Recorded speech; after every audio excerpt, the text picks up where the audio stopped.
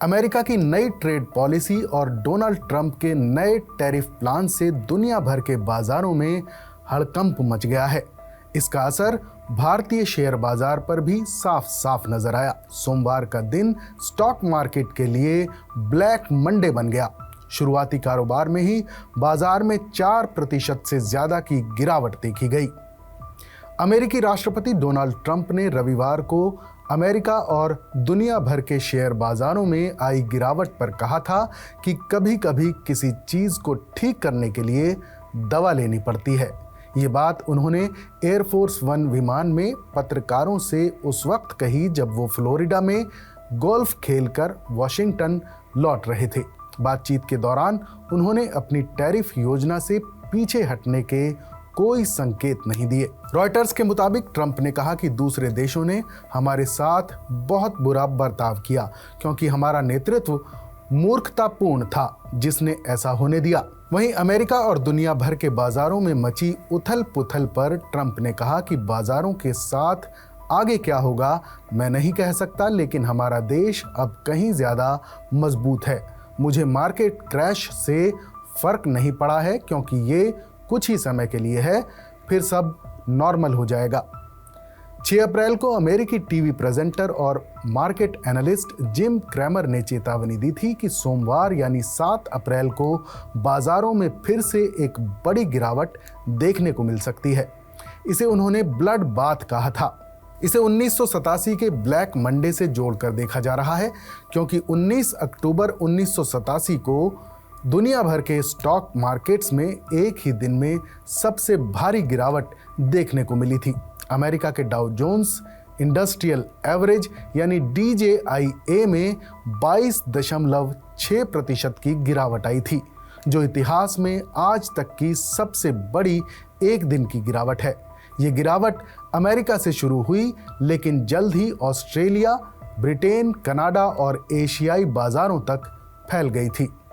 वहीं पत्रकारों से बातचीत के दौरान ट्रंप ने कहा कि 50 से ज्यादा देश टैरिफ को लेकर हमसे डील करने के लिए मरे जा रहे हैं, लेकिन किसी भी तरह की बातचीत में अभी समय लगेगा।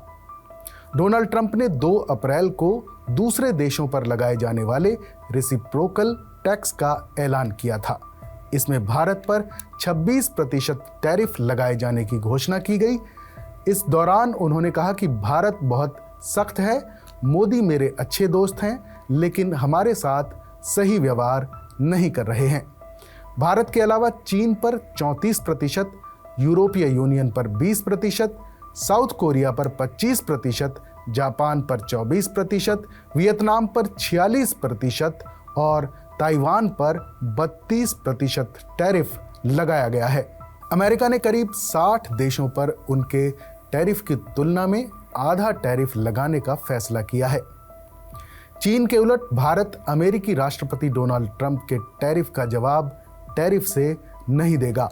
रॉयटर्स की एक रिपोर्ट के मुताबिक भारत सरकार के एक अधिकारी ने अमेरिका और भारत के बीच एक समझौते के लिए चल रही बातचीत का हवाला देते हुए कहा कि भारत ट्रंप की तरफ से आयात पर लगाए गए 26% के टैरिफ के खिलाफ जवाबी कार्रवाई करने की योजना नहीं बना रहा है। ट्रंप ने अपने टैरिफ आदेश में एक जगह लिखा है कि उन व्यापारिक साझेदारों को राहत दी जा सकती है जो असंतुलित व्यापार घाटे को सुधारने के लिए महत्वपूर्ण कदम उठाएंगे और इसे ही पीएम मोदी की सरकार भुनाना चाहती है। एक दूसरे सरकारी अधिकारी ने नाम न छापने की शर्त पर कहा कि नई दिल्ली वॉशिंगटन के साथ व्यापार समझौते पर बातचीत शुरू करने वाले पहले देशों में से एक होने में एक फायदा देखती है। भारत चीन, वियतनाम और इंडोनेशिया जैसे एशियाई साथियों की तुलना में बेहतर स्थिति में है, जो उच्च अमेरिकी टैरिफ से प्रभावित हुए हैं। रॉयटर्स ने पिछले महीने रिपोर्ट दी थी कि नई दिल्ली 23 अरब डॉलर के अमेरिकी आयात पर टैरिफ में कटौती के लिए तैयार है।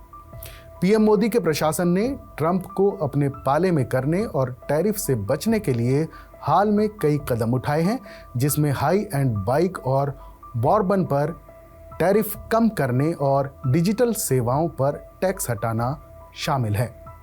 रिपोर्ट के मुताबिक ट्रंप के टैरिफ चालू वित्तीय वर्ष में भारत की आर्थिक वृद्धि को 20 से 40 बेसिस पॉइंट्स यानी 2 से 4% तक धीमा कर सकते हैं। ये भारत के हीरा उद्योग को बड़ा झटका दे सकता है, जो अपने निर्यात का 1/3 से ज़्यादा अमेरिका को भेजता है, जिससे हजारों नौकरियां भी खतरे में पड़ सकती हैं।